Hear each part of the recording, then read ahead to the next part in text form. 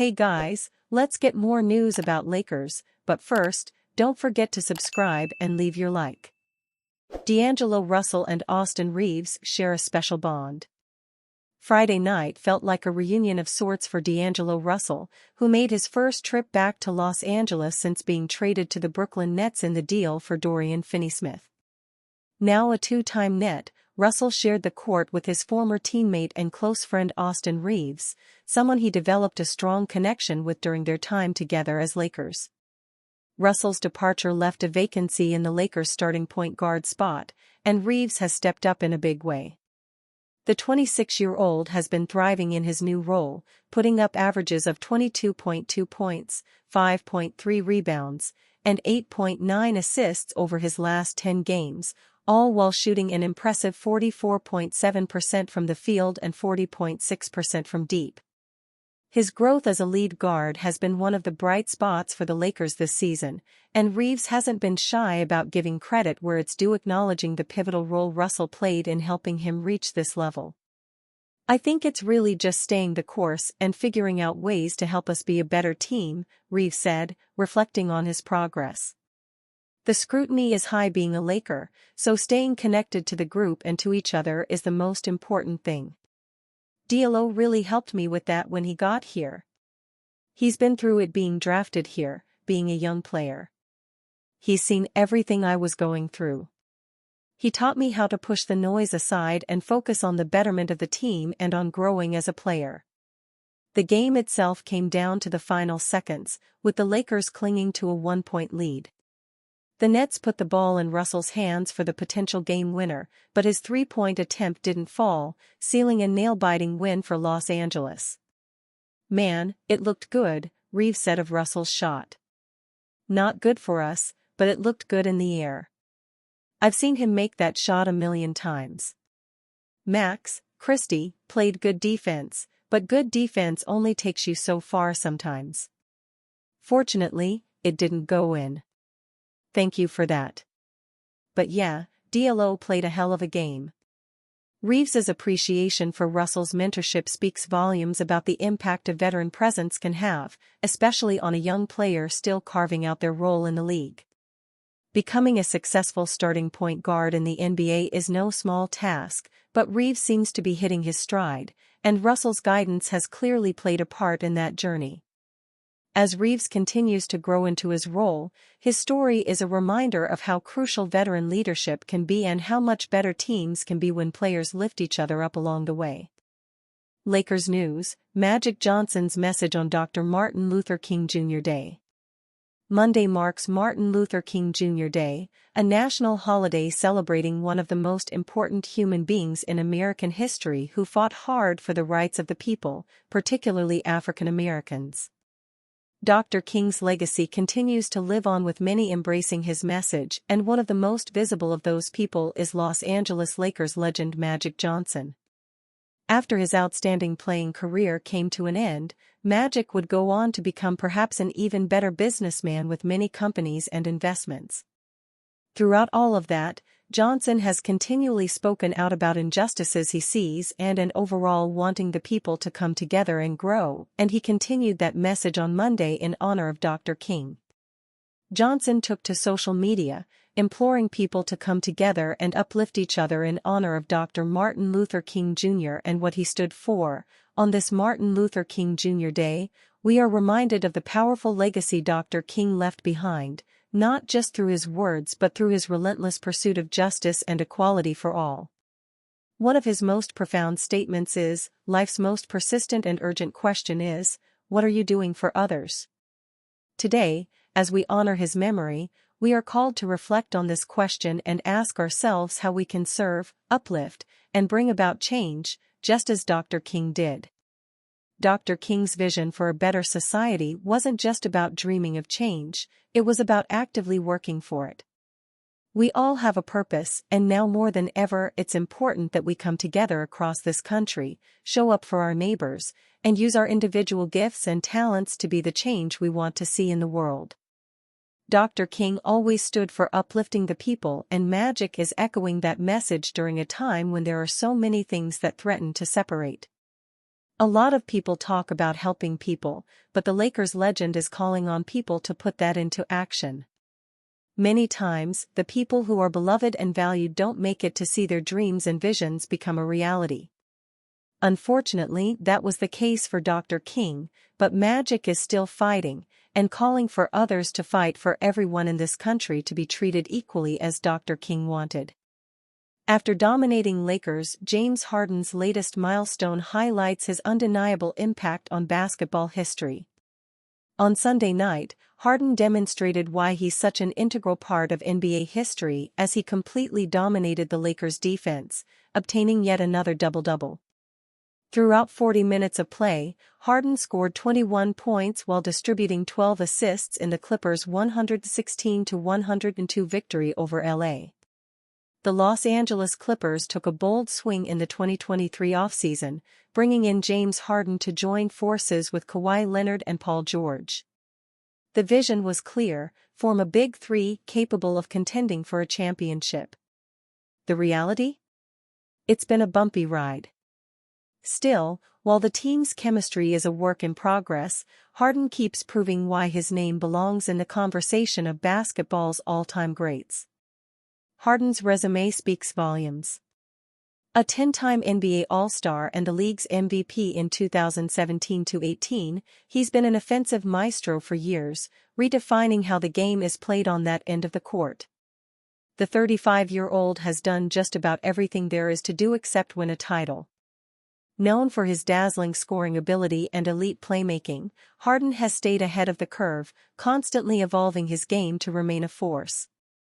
While his scoring numbers have dipped from his Houston heyday, he's still doing enough to climb the league's all-time ranks. Sunday night was a perfect example of that. In a matchup against the Lakers at Crypto.com Arena, Harden etched his name further into the history books, scoring his 26,711th career point in the third quarter to pass Oscar Robertson for 14th on the NBA's all-time scoring list. It was classic Harden: smooth, deliberate, and inevitable. This milestone is just the latest reminder of Harden's incredible consistency.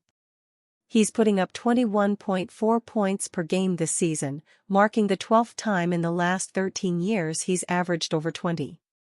That kind of production, year after year, doesn't just happen. It takes relentless work, adaptability, and a basketball IQ few can match.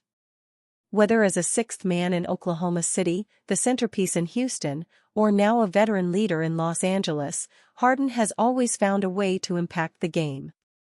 With 26,711 points and counting, Harden is now within striking distance of another Rockets legend, Hakeem Olajuwon, who holds 13th place on the all-time scoring list with 26,946 points. At his current pace, it's not a matter of if Harden will surpass Olajuwon, it's a matter of when. For the Clippers, the hope is that Harden's brilliance can eventually translate into postseason success. But whether or not this experiment delivers a championship, nights like Sunday are a chance to step back and appreciate the legacy Harden is building. He may not have a ring yet, but his impact on the game and his place in its history are undeniable. Could trading for Mavericks center save the Lakers' playoff chances? With the NBA trade deadline right around the corner, teams are scrambling to make moves that could shake up the playoff race. One team to keep an eye on is the Los Angeles Lakers, who might just be one key player away from solidifying themselves as serious contenders in the West. The Lakers have had a solid season so far, but they're still a step behind the heavyweights in the conference. A potential trade target that could help them bridge that gap? Dallas Mavericks center Daniel Gafford. According to the Spotrac trade machine, here's a deal that could work.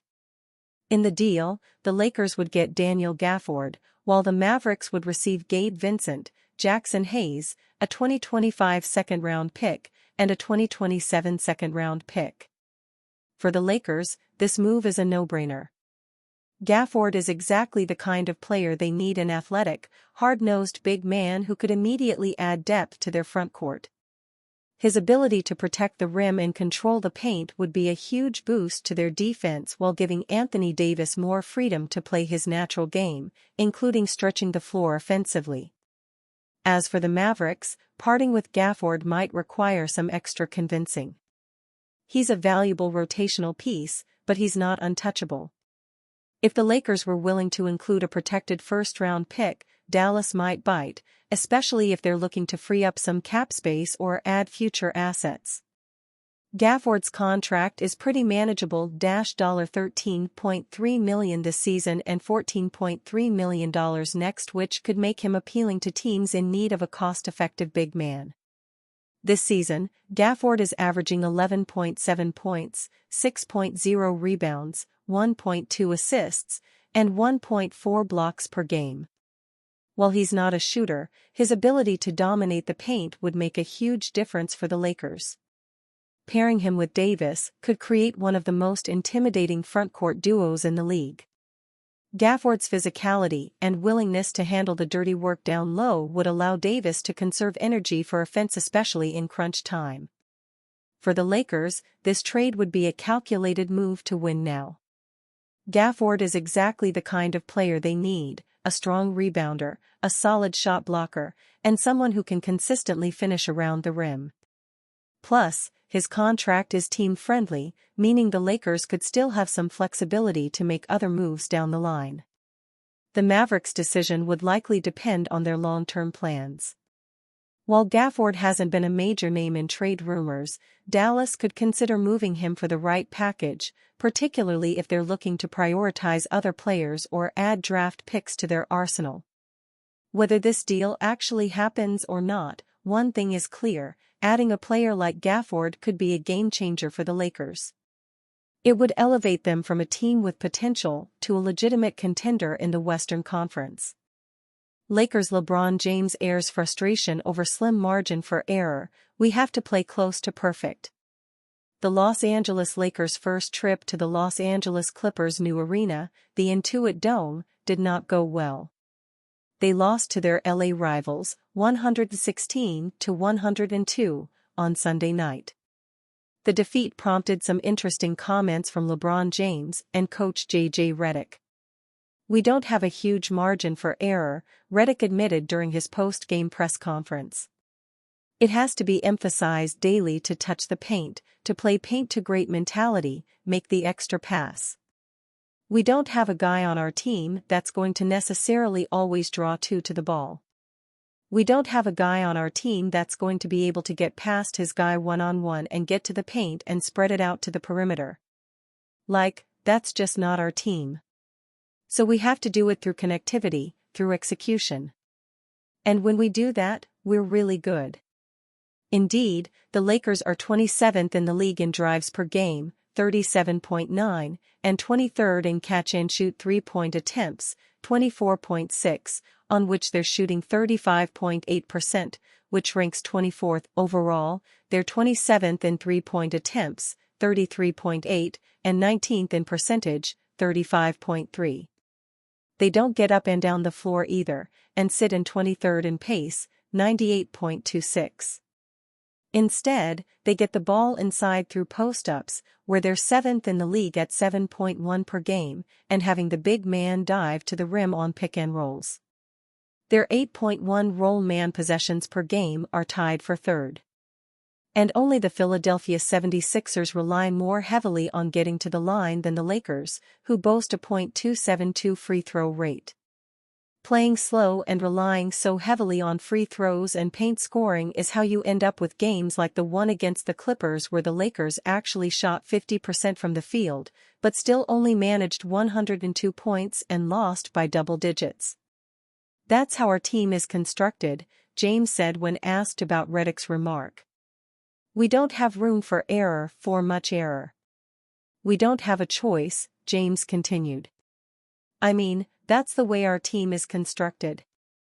And we have to play close to perfect basketball." But for all the questions about the Lakers' offensive personnel and approach, their defense has been the much bigger issue. They got carved up by the Clippers in Sunday's defeat and are now 24th in the league in defensive rating, 115.7.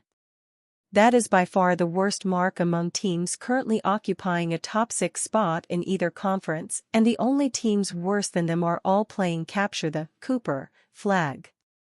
James' comments can certainly be read as a plea to the front office to make some more moves.